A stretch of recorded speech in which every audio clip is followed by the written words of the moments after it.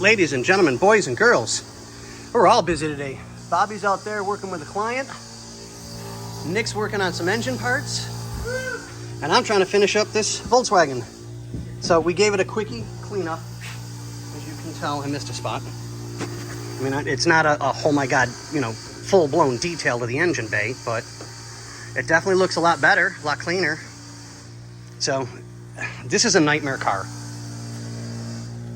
I don't know how many videos we've done on this, but to give you guys an idea of what's going on, or what was going on, okay, the intake, or plenum, had to come off. Every surrounding tube, plug, connection, all of it had to come off. Intake tube going down to the turbo. Water hoses had to come off to get to the water pump, which has the thermostat built in it,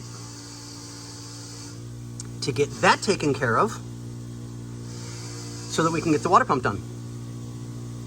Because it was actually more beneficial to do the water pump and the thermostat in one than it was in just doing the thermostat. And the water pump is timing belt driven off of the timing chain gears. So yeah, a little bit different, but normal for a foreign car. I mean, they're nice cars, they really are, but what a pain in the tuchus. So we're getting ready to raise it to get everything plugged in on the bottom, get everything taken care of that way, button up the last couple of pieces, double check everything, you know, just make sure that we're up to par with what we need to do. And we're about 98% done, and we'll be able to start putting coolant in it. Check all the fluids, washer fluid, new oil filter, put the oil in it, and start her up. And I think we may have to clear a couple of codes, I'm not sure, but we'll double check. But yeah, no leftover screws. Let me say that one more time because my tongue got wrapped around my tonsils. No leftover screws, but I'm bumped. So we're gonna button this up, get everything taken care of, and be done with the car. And then Bobby can take it for a test drive and verify everything's good. And we'll do a quick diagnostic to make sure everything is good. And we'll get a hold of the client. But on that note, ladies and gentlemen, have a good one. Well, Scotty's checking out. Yep. I am putting on the electric pump here, bolted up, draining oil, and we'll put the screws in for the sensor and the mounting spot right there. And then we can put coolant and oil in this thing, and we should be good to go. All right, guys. Electric pump's in. That's in. The sensor back there is all bolted in. It's bolted in there. Drain plug's back in. So underneath, I am done. All I gotta do is put oil in it and put coolant in it. And we'll go from there. All right, guys. Okay, well, we know why it doesn't want to start. Good God.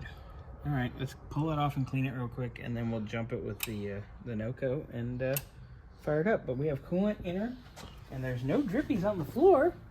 There's no lakes other than the little bit of overflow I have on the puke bottle. So we're good there. So let's clean that off real quick and fire her off and let her run. Sounds good. We've cleaned the terminals, and the no-coat is hooked up. And we've got, it's not even on, we're just checking the voltage. It's got 12.1 volts. Now it's down to 11.3. Try to get it. Okay, stop. There we go. Ready again? Hold on, it's going. Hit it.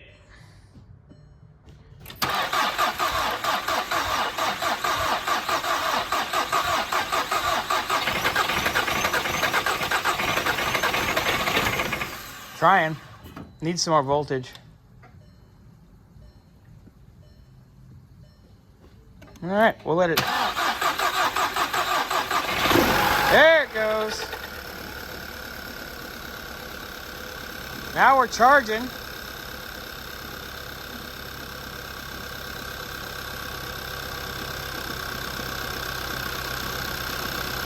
Well, it's putting out 14.3.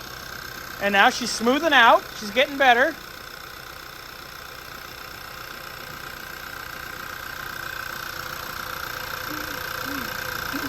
He's running.